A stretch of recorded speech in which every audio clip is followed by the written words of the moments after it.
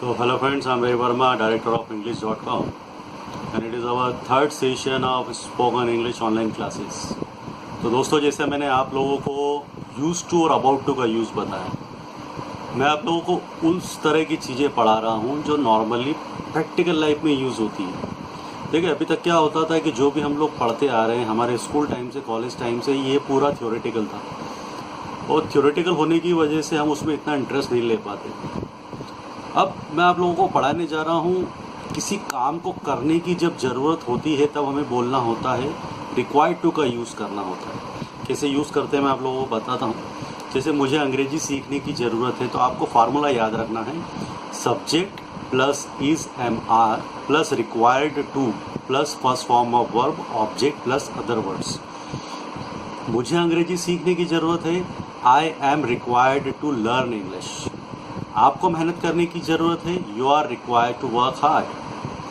आपको पैसा कमाने की ज़रूरत है, you are required to earn money. उसे समय पर आने की ज़रूरत है तो he is required to come on time. He is required to come on time. आपको परीक्षा पास करने की ज़रूरत है, you are required to pass exam. कभी कभी होता है कुछ तरह की डायरेक्शन हम लोगों को दी जाती है जिसमें रिक्वायर्ड टू का यूज़ किया जाता है। जैसे कि अगर आप ऑफिस में हैं तो आपको कहा जाता है कि आपको समय पर आने की ज़रूरत है, तो you are required to come on time. आपको समय पे काम ख़त्म करने की ज़रूरत है, you are required to finish work on time. तुम्हें नियमों का पालन करने की ज़रूरत है, you are required to follow the rules. आपको समय पर डिसीजन लेने की ज़रूरत है, तो आप कैसे कहेंगे, सोचिए। हाँ, इसका मतलब आपको बोलना है, you are required to take decision on time. इसी तरह से बहुत सारी बातें होती हैं जिसमें हम नॉट का यूज़ करते हैं। नॉट रिक्वायर्ड टू का यूज़ करना है।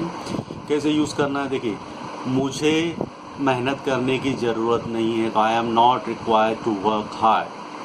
मुझे पैसा कमाने की ज़रूरत नहीं है, बहुत पैसा है मेरे पास, I am not required to earn money. मुझे अंग्रेज़ी सीखने की ज़रूरत नहीं है। किसी से अगर बोल दें कि आप इंग्लिश क्लास जाइए तो वो बोलेगा मुझे अंग्रेज़ी सीखने की ज़रूरत नहीं है, I am not required to learn English. कभी कभी घर वाले बोलते हैं कि तुमको वहाँ जाने की ज़रूरत नहीं है, तो you are not required to go there. तो ये वो अफर्मेटिव और नेगेटिव बहुत सिंपल तरीका है। नॉट रिक्वायर्ड टू का यूज़ कैसे करना है आप लोगों को समझ में आ गया। अब यूज़ करना है is M R plus required to का यूज़ कैसे करना है, is M R plus subject plus required to. क्या आपको अंग्रेजी सीखने की ज़रूरत है, तो are you required to learn English. जवाब होगा yes, I am required to learn English. क्या आपको समय पर आने की ज़रूरत है, are you required to come on time.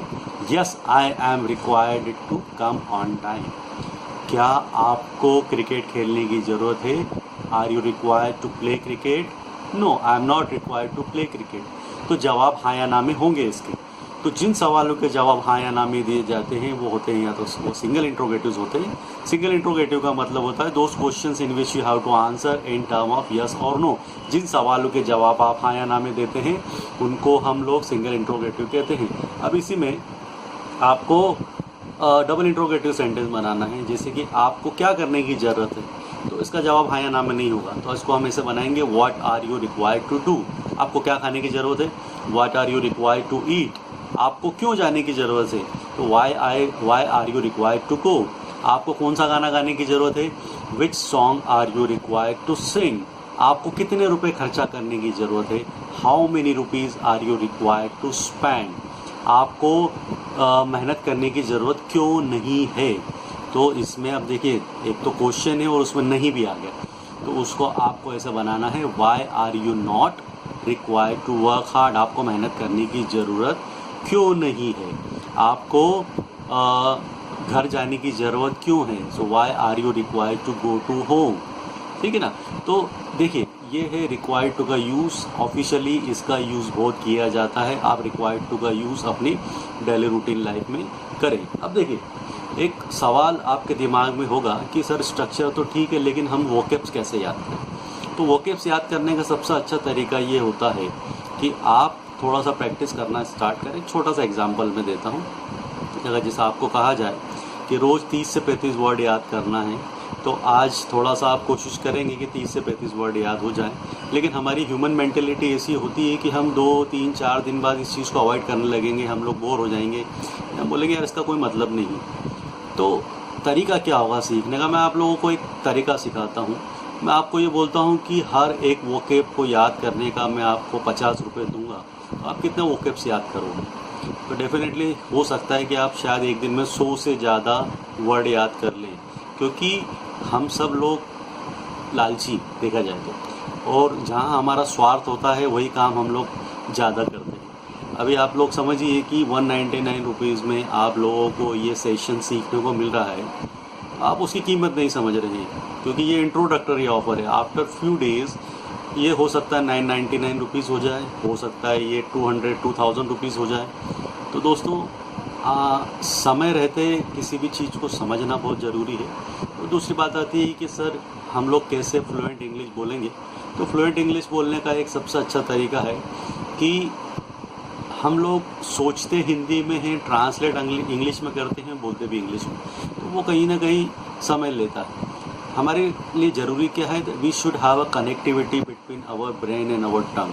जब तक हमारे दिमाग और हमारी ज़बान में कनेक्टिविटी नहीं होगी तब तक हम लोग फ्लुएंट इंग्लिश नहीं बोल पाएंगे। And first you will have to make it habit. आपको उसको एक आदत बनाना पड़ेगी। You will have to start thinking in English. आपको अंग्रेजी में सोचना स्टार्ट करना पड़ेगा। And it is not a one day task, एक दिन का टास्क नहीं है। You will have to keep practicing. आपको प्रैक्टिस करते रहना पड़ेगी उसके लिए।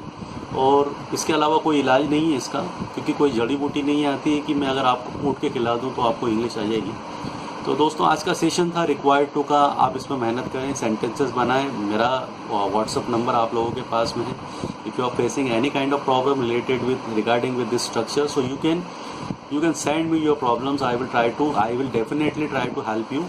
And thank you very much, friends. Have a nice day.